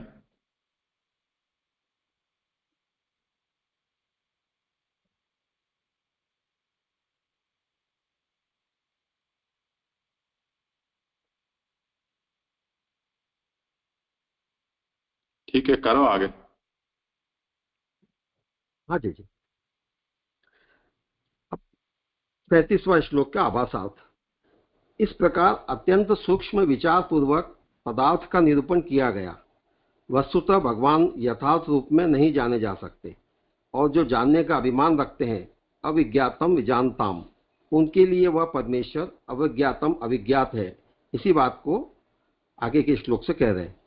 अब यहाँ इसके पहले पूर्व श्लोक में बहुत ही बारीकी से विचार पूर्वक ये जो भगवत स्वरूप का निरूपण यहाँ पे भागवतकार ने समझाया, क्योंकि प्रश्न स्वरूप और लीला के प्रति था। तो लेकिन इतना समझाने के बाद में भी भगवान आप यहाँ महाप्रभु जी कह रहे हैं कि भगवान को यथार्थ रूप में तो नहीं जाना जा सकता। और कोई ये जानने का दावा करे, ये अभिमान रखे कि तो उसके लिए ये वेद केनोपनिषद में ये वचन है, अविज्ञातम विजानताम। मतलब कोई ये कहे कि मैं सब कुछ समझ गया, तो इसका मतलब ये है कि वो कुछ भी नहीं समझ पाया, मतलब अभिमान उसको आ गया ना कि मैं सब कुछ समझ गया। और कोई ये कहे दैन्यता पूर्वक कि हाँ मुझे कुछ थोड़ा सा अंश रंश मात्र समझ में आया, तो इसका मतलब उसको कुछ समझ में आया। तो इसी बात को यहाँ पर इस श्लोक में 37वें श्लोक में कह रहे हैं कि न चास्य कश्चित निपुणेन धातुर्वेति जंतु कुम्निश उति नामानि रूपाणि मनोवचो भी संतवंतो नटचर्याम इवाग्य। श्लोकार्थ, मन और वचन के साथ नाम और रूपों का विस्तार करने वाले सबके उत्पादक इस भगवान की लीला को निपुण प्रमाणों से ब्रह्मा भी नहीं जानता। तब जिस तरह अज्ञानी मनुष्य नट की चर्या को नहीं समझ सकता, उसी तरह तुच्छ बुद्धि वाला कोई भी जंतु भगवान की लीला को कैसे समझ सकता है। सुबोधनी जी, अभिप्राय यह है कि रस का आस्वादन तो भगवान ही करते हैं, इस तरह पूर्वोक्त श्लोक में कह चुके हैं। पूर्व श्लोक में षाड वर्गिकम जिगरति, इससे हम ये बात अच्छी तरह से देख ली कि रस का आस्वादन तो भगवान ही करते हैं। अभी ये रस का, अभी यहाँ एक फिर आगे एक शंका खड़ी करने के लिए कह रहे हैं कि ये रस स्वतः आधार तथा अधिकारी के भेद से उत्तम तथा हीन होते हैं। ये स्वतः के बाद में कॉमा लगाना है। 3 तरह से यहाँ पे रस का निरूपण कर रहे हैं। जैसे जल मधुर होते हुए भी खारी जमीन में खारा हो जाता है, इस तरह आधार के भेद से रस में भेद होता है। स्वतः उत्तम आम्र आदि है और ककड़ी आदि हीन है, इस तरह स्वतः भेद से रस में भेद होता है। और इसी तरह कीटादि से दूषित अन्न अधिकारी भेद से उत्कृष्ट तथा अपकृष्ट समझे जाते हैं। उन रसों का भगवान अनुभव करते हैं या नहीं, इसमें संदेह है। तो ये संदेह यहाँ पे खड़ा किया जा रहा है कि जल जैसे अपने मूल स्वरूप में तो मर ही रहता है, पर जिस आधार को वो ग्रहण करता है, वो अगर आधार अगर जैसा है उस तरह का वो जल हो जाता है। जैसे समुद्र में अगर वो जल गिरा वर्षा का, तो वो जल खारा हो जाएगा। तो इस तरह से ये आधार के भेद के कारण भी रस में भेद होता है। और एक स्वतः रस में भेद होता है।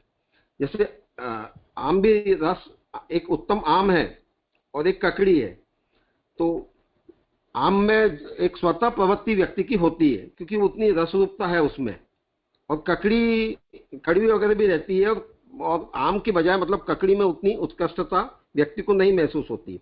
तो इस तरह से स्वतः रस में भेद हो जाता है। और इसी तरह एक कीटादि से दूषित अन्न अधिकारी भेद से उत्कृष्ट तथा अपकृष्ट समझे जाते हैं। इस फेस का मुझे ऐसा प्रतीत हो रहा है कि जैसे ये कीट आदि कोई जंतुओं ने अन्न को खाया, पर कोई गरीब व्यक्ति है तो वो तो उसको भी बहुत उत्कृष्ट समझ के खाएगा जिसे नहीं मिल पाता, और वही कोई संपन्न व्यक्ति है तो वो उसके लिए अपकृष्ट है, वो उसको फेंक देगा। तो इस तरह समझा रहे कि ये 3 तरह के भेद होने के, रसों में भेद होते हैं, तो क्या ऐसे रसों का भगवान अनुभव करते हैं कि नहीं करते हैं, ये यहाँ पे संदेह खड़ा कर रहे हैं। तो उसके लिए आगे इसका उत्तर दे रहे हैं कि सर्व वस्तुओं में रस रूप में भगवान ही प्रविष्ट है, इसलिए भगवान के लिए रसों की उत्तमता और हीनता नहीं है, इसलिए भगवान सभी रसों का अनुभव करते हैं। यह प्रथम कोटि है। तो यहाँ ये बात करें कि उत्तमता और हीनता ये हमारी दृष्टि से है, भगवत दृष्टि से ये उत्तमता हीनता है ही नहीं। भगवान के लिए तो सब बराबर है, तो भले कीटादि से दूषित हो या खारा हो या स्वतः उत्तम हो या स्वतः हीन हो, तो ये हमारी दृष्टि से है, भगवान की दृष्टि से नहीं है। इसलिए ये प्रथम पक्ष तो यही है कि भगवान सभी रसों का अनुभव करते हैं। अब आगे कह रहे हैं कि सब रूप भी वही है, ऐसी स्थिति में वे रस का अनुभव नहीं करते, यह द्वितीय कोटि है। अर्थात भगवान रूपांतर में रस का अनुभव करते हैं, अपने स्वरूप में नहीं करते। एक तो पहले बताया कि सब रसों के रूप में भगवान प्रविष्ट है, सब वस्तुओं में रस रूप से भगवान प्रविष्ट है, तो वो भगवान रस का अनुभव करते हैं। और दूसरा एक पक्ष ये बता रहे कि सब रूप भी भगवान ही बने हैं, मतलब जो अनुभव करने वाला है और जो अनुभव है वो दोनों ही भगवान है। मतलब रस रूप भी भगवान है और जो अनुभव कर रहे हैं रस का वो भी भगवान है। तो ऐसी स्थिति में वो रस का अनुभव नहीं करते। तो ये दूसरा पक्ष है। अब इसको मुझे ऐसा लगता है कि जैसे मछली के उदाहरण से हम समझें कि मछली जल में रहती है तो उसको जल के स्वाद का क्या उसको आनंद रहेगा, क्योंकि वो जल रूपी है और जल का ही अगर वो भोग करे तो उसको कोई स्वाद का आनंद नहीं आएगा। तो उसके लिए कह रहे हैं कि अर्थात भगवान रूपांतर में रस का अनुभव करते हैं, अपने स्वरूप में नहीं करते। वेद में कहा है यस्य ब्रह्म च क्षत्रम च उभे भवत ओदना, जिसके लिए ब्राह्मण तथा क्षत्रिय ओदन रूप है, भगवान इसका भक्षण काल रूप से करते हैं, अपने रूप से नहीं। ऊपर जो भक्षण की बात आई थी उसी बात का यहाँ पे स्पष्टीकरण कर रहे हैं कि रूपांतर में जैसे भगवान काल भगवान का ही स्वरूप है, भगवान उस रूप से जगत का भक्षण करते हैं, अपने मूल स्वरूप से जगत का भक्षण नहीं करते। अब आगे करूं जे कोई यहाँ प्रश्न है? एक मिनट ओदन का रूप क्या था? हुआ ओदन ब्राह्मण कहते हैं ओदन होता है। पके हुए चावल को ओदन कहते हैं ऐसा मुझे लगता है।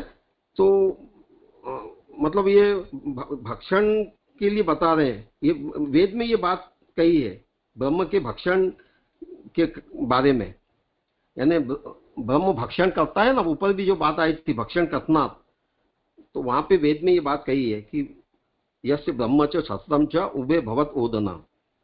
तो ये भगवान के लिए ओदन रूप है, मतलब भगवान जो सृष्टि उत्पन्न करते हैं उसका रक्षण करते हैं और बाद में उसका भक्षण भी कर लेते हैं।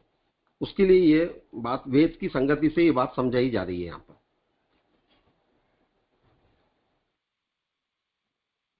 भगवान उसका भक्षण काल रूप से करते हैं, अपने रूप से नहीं। यानी काल जब आता है तो फिर वो सभी उसमें समा जाते हैं। इसी पे प्रश्न था कि प्रभु अन्य रूपांतर से भक्षण करते हैं, मूल रूप से तो नहीं करते हैं, तो फिर मूल रूप से प्रभु कभी भी कुछ भी नहीं ग्रहण करते, ऐसा समझना चाहिए। हाँ, अब जो कार्य में जिसकी जैसे अपन ब्रज लीला में भी देखें तो अमुक अमुक कार्य भगवान ने संकर्षण व्यू के द्वारा करवाए हैं, कुछ प्रद्युम्न व्यू के द्वारा करवाए हैं, और जो मतलब ब्रज भक्तों को जो आनंद देने का कार्य है वो आपने अपने मूल स्वरूप से किया है।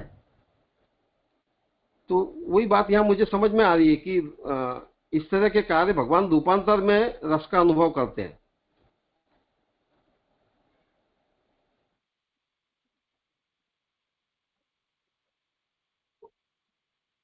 यानी कि मूल रूप में ऐसा कुछ भी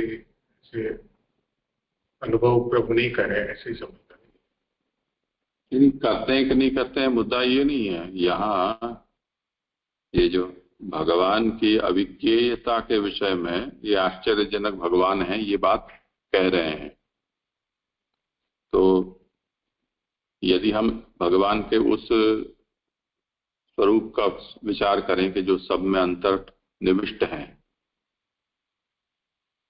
तो उस स्थिति में तो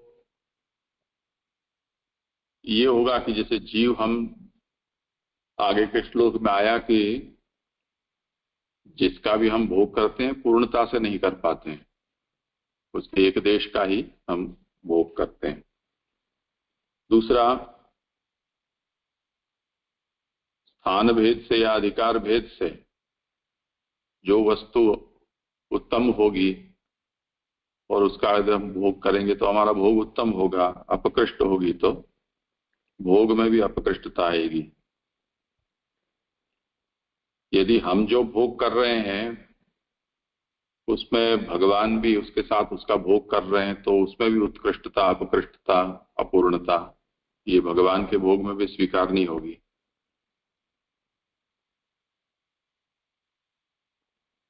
तो उसे यहाँ ये बताया कि सर्व वस्तुओं में रसरूप में भगवान ही प्रविष्ट हैं, इसलिए भगवान के लिए रसों की उत्तमता और हीनता नहीं है।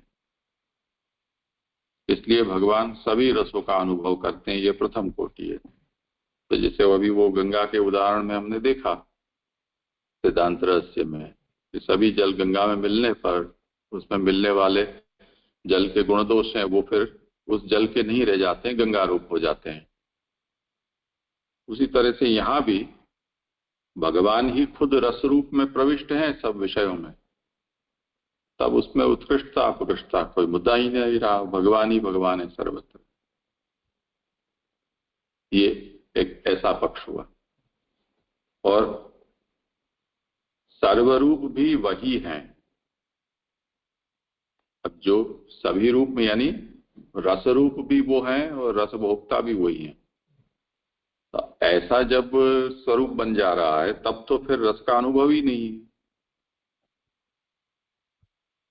क्योंकि रसानुभूति के लिए रस और रस का भोक्ता ये दो भेद तो होना ही चाहिए ना।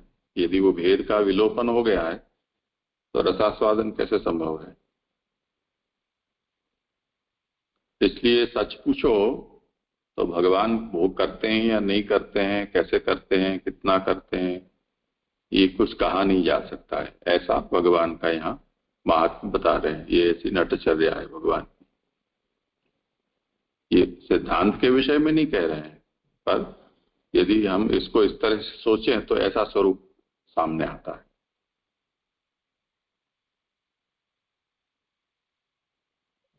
जी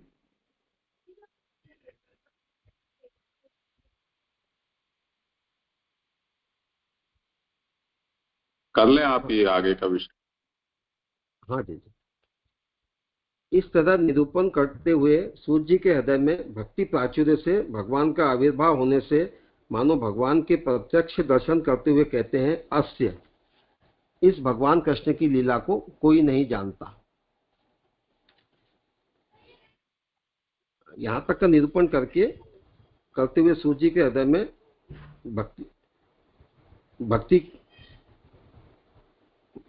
भक्ति का प्राचुर्य हुआ, उससे भगवान उन्हें उनके हृदय में भगवान का आविर्भाव हुआ, तो उसमें उनको भगवान के दर्शन हुए। तो उसके बाद में वो आप यहाँ अस्य जो कहा है मूल पंक्ति में, न च अस्य, तो उस बात को यहाँ पर स्पष्टीकरण कर रहे हैं कि भगवान कृष्ण की लीला को कोई नहीं जानता, कश्चित, अर्थात ब्रह्मा भी अपनी निपुण कुशल इंद्रियों से भगवान की लीला को नहीं जान सकते, क्योंकि भगवान उनके भी उत्पादक है। यहाँ मूल में जो धातु व्यक्ति ये पद दिया है उसकी यहाँ स्पष्टीकरण कर रहे हैं कि ब्रह्मा जी भी अपनी कुशल इंद्रियों से भगवान की लीला को नहीं जान सकते। तो भगवान ब्रह्मा जी जैसे अपन ये ब्रज लीला में देख सकते हैं कि छाक लीला में वहां उनको प्रभु की लीला देख के मोह आ गया था।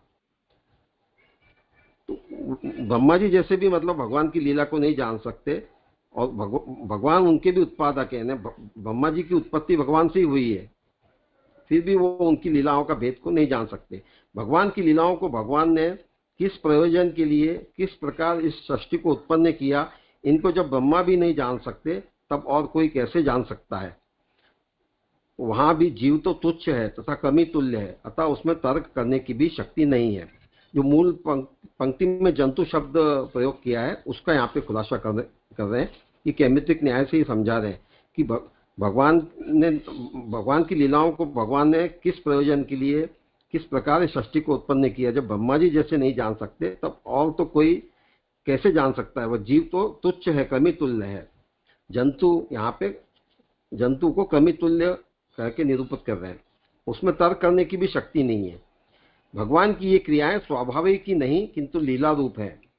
श्लोक में उति यह जो निपात दिया है वह यह निर्देश करता है कि लीलाओं के अवंतर भेदों का परिज्ञान किसी को भी नहीं है।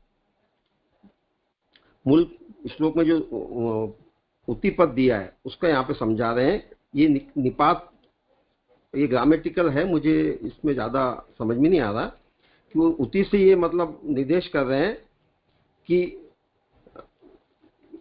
जब ब्रह्मा जी जैसों को भगवान के स्वरूप का ज्ञान नहीं है तो फिर बाकी जीवों के विषय में तो क्या कहा जा सकता है।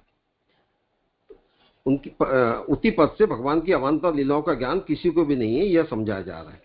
मन और वाणी सहित नामात्मक वेदों तथा रूपात्मक विषयों को बनाने वाले भगवान की लीला को कौन जान सका है। अर्थात जब वेद भी भगवान की लीलाओं को नहीं जान पाते तब औरों की तो फिर सामर्थ्य कहाँ है। यहाँ ये कहने का आशय यह है कि वेद भी मतलब भगवान के स्वरूप का वर्णन करने में असमर्थ हो जाता है। ये जैसे यतो वाचो निवर्तन्ते का हम देखें तो वहाँ श्रुति जो है गोपीजन वो श्रुति रूपा है, तो उन्होंने ही पूरा वेदों में भगवान का बखान किया हुआ है, लेकिन जब ब्रज में भगवान के स्वरूप को देख के उनकी भी वाणी वहां तक जाके ठहर गई और उसके बाद में नेति नेति करके आगे निरूपण नहीं कर पाई। वही बात यहाँ पे मुझे समझ में आ रही है कि वेद भी भगवान की लीलाओं को नहीं जान पाते, फिर औरों की तो सामर्थ्य कहाँ है। आगे लो जे हाँ कर लो, पूरा कर लो श्लोक। अवाचीनत्व, जंतुत्व, कुम्निशत्व और अज्ञत्व, जीव में ये 4 महारोग हैं। जीव इनसे ग्रस्त होने के कारण भगवान की लीलाओं को नहीं जानते। मतलब ये अवाचीनत्व, आधुनिक जो रोगग्रस्त जीव हैं वो, जंतुत्व मतलब कमी तुल्य, कुम्निशत्व यानी अल्प बुद्धि वाले, और अज्ञत्व यानी अज्ञानी, जीव में ये 4 महारोग हैं। इनसे ग्रस्त रहने के कारण वो भगवत लीलाओं को नहीं जान पाता। भगवान के सब कार्य नट के समान है। जैसे नट को बराबर नहीं पहचाना जा सकता क्योंकि उसका अन्यथा रूप में भी भान होता है, उसी तरह भगवान की लीलाओं को कोई नहीं जानता। प्रमाण बल से परिज्ञान संभव है, किंतु प्रमाण भी भगवान का निरूपण बराबर नहीं कर पाते। मतलब जैसे नट की जो क्रियाकलाप है उसके वो अन्यथा रूप में हमको लगता है, क्योंकि जो नट को हम पहचान नहीं पाते, वो अपना वेश बदल लेता है, तो उनके उसके मूल स्वरूप को हम नहीं पहचान पाते। ऐसे ही मतलब ये 4 महारोग के कारण हम भगवान की लीलाओं को नहीं जान पाते। तो वही बात जो ऊपर कही कि प्रमाण बल से परिज्ञान संभव है। प्रमाण बल से यद्यपि जाना जा सकता है, फिर भी प्रमाण भी भगवान का निरूपण करने में पूरी तरह से असमर्थ हो जाते हैं। यहाँ प्रमाण शब्द से इंद्रियां और वेद दोनों ही लिए गए हैं। इंद्रियों के व्यामोह के लिए नट की प्रवृत्ति होती है, इसी का निर्देश नटचर्याम शब्द से किया गया है। जो मूल में नटचर्याम पद वापरा है तो उसका बता रहे हैं कि ये प्रमाण शब्द से इंद्रियां और वेद दोनों लिए गए हैं। मतलब एक तो हमको कुछ प्रत्यक्ष इंद्रियों से जो अनुभूत होता है वो, और दूसरा वेद। तो ये इनसे भी मतलब जैसे नट हमको व्यामोह में डाल देता है तो हमको वो उसकी जो कृति समझ में नहीं आती। इसी तरह ये इंद्रियां और वेद भी भगवान के स्वरूप को समझाने में असमर्थ है, जान पाने में। जीव अत्यंत अज्ञानी है, पुष्टि अनुग्रह मार्ग को वो नहीं जानता। जो पुष्टि मार्गी है वही भगवान के स्वरूप का तथा उनकी लीलाओं का ज्ञान कर सकता है। भगवान किस प्रकार और किस लिए लीला करते हैं, किस प्रकार और किस लिए आग्रहण करते हैं, इसको पुष्टि मार्गी जीव ही जान सकता है, अन्य नहीं। अभिप्राय यह है कि इसका अनुभव तभी होता है जब भगवान स्वयं जीव पर अनुग्रह करते हैं। तो जो मूल में अज्ञ पद जो प्रयुक्त हुआ है उसका यहाँ पे स्पष्टीकरण करें कि पुष्टि का जो मार्ग है वह अनुग्रह का मार्ग है। जो सामान्य जीव है वो उसको नहीं जानता, जिसका भगवान ने पुष्टि में वर्ण किया है। मतलब जो इस मार्ग के अनुसार जो चल रहा है, सिर्फ मार्ग में प्रवेश करने से नहीं, लेकिन मार्ग के अनुसार जो चल रहा है वही भगवान के स्वरूप तथा उनकी लीलाओं का ज्ञान कर सकता है। उसको ये भी समझ में आएगा कि भगवान किस प्रकार और किस लिए लीला करते हैं, किस प्रकार आग्रहण करते हैं, मतलब वो धर्मों का ग्रहण कैसे करते हैं। तो ये बात तो पुष्टि मार्गी जीव ही जान सकता है, क्योंकि भगवान ही अनुग्रह करके उसको इस पुष्टि के पद पर लाए हैं। वही पुष्टि मार्गी जीव ही उनके स्वरूप को जान सकता है। यहाँ पर जे 37वें श्लोक संपन्न हुआ। ठीक है, आज समय थोड़ा अधिक हो गया है, इस पर चर्चा अब कल तो शायद नहीं हो पाएगा तो बता देंगे समय से पहले ही, नहीं तो फिर परसों करें।